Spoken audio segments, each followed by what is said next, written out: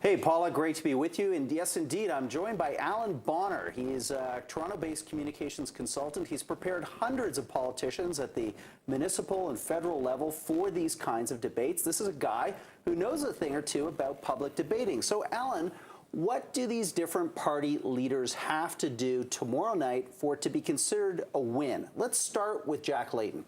Well, Jack Layton is already a great performer on television. He looks fit and vigorous and healthy despite his recent health challenges. He's hitting the right notes, it seems to me, this election campaign. In previous years, he's been a little strident, a little angry, but he has some good humor.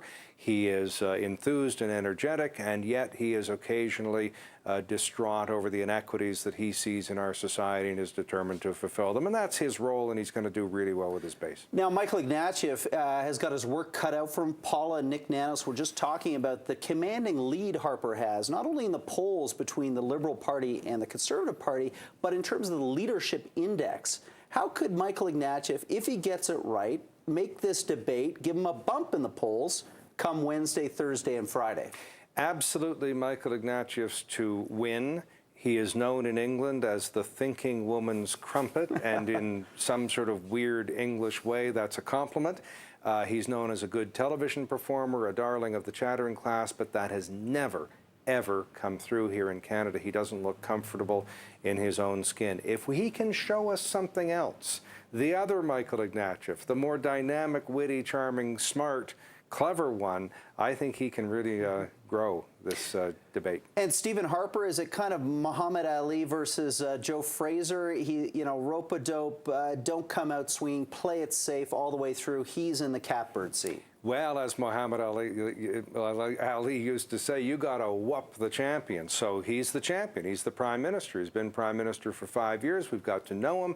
We may not love him. We may not know him completely. We may think there's something hidden in there, but we have become somewhat comfortable with his presence in the prime minister's office. So what Michael Ignatieff has to do is knock him off that throne, if you will. The rope-a-dope comes in where there's no need for Harper to get strident. If he can make Michael Ignatieff strident and attacking and what have you, he's probably going to do just fine by being calm, cool, collected, and prime ministerial. Now, talking about knockout blows, that's what voters turn in for. There's been some famous ones. We think back to Mulroney versus Turner in 1984. You know, you had an option, sir, to say no. Is that just fluke when those events come up in debates, or can campaigns and leaders prep themselves for a circumstance where they can deliver that knockout punch? Hey, you asked two questions, and the answer is yes to both.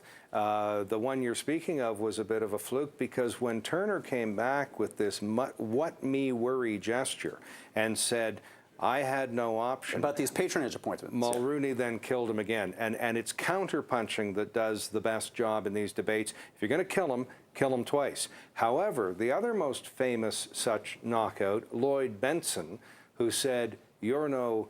I knew Jack Kennedy. Jack Kennedy was a friend of mine, and you're no Jack Kennedy. That was Dan Quayle in 1988 at the U.S. vice presidential debate. Now, here's the deal.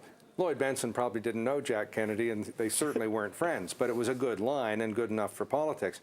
Quayle had been using the tacit comparison between himself and Kennedy in his stump speeches.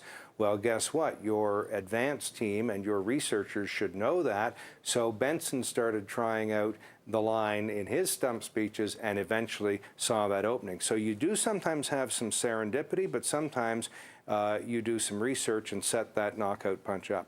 And just finally, we know so much of communication is nonverbal. It's not necessarily about the ideas, the words. It's about how you communicate them. So what could these leaders do to make that nonverbal communication as powerful as possible? Well, you can see me nodding yes to the nonverbal question.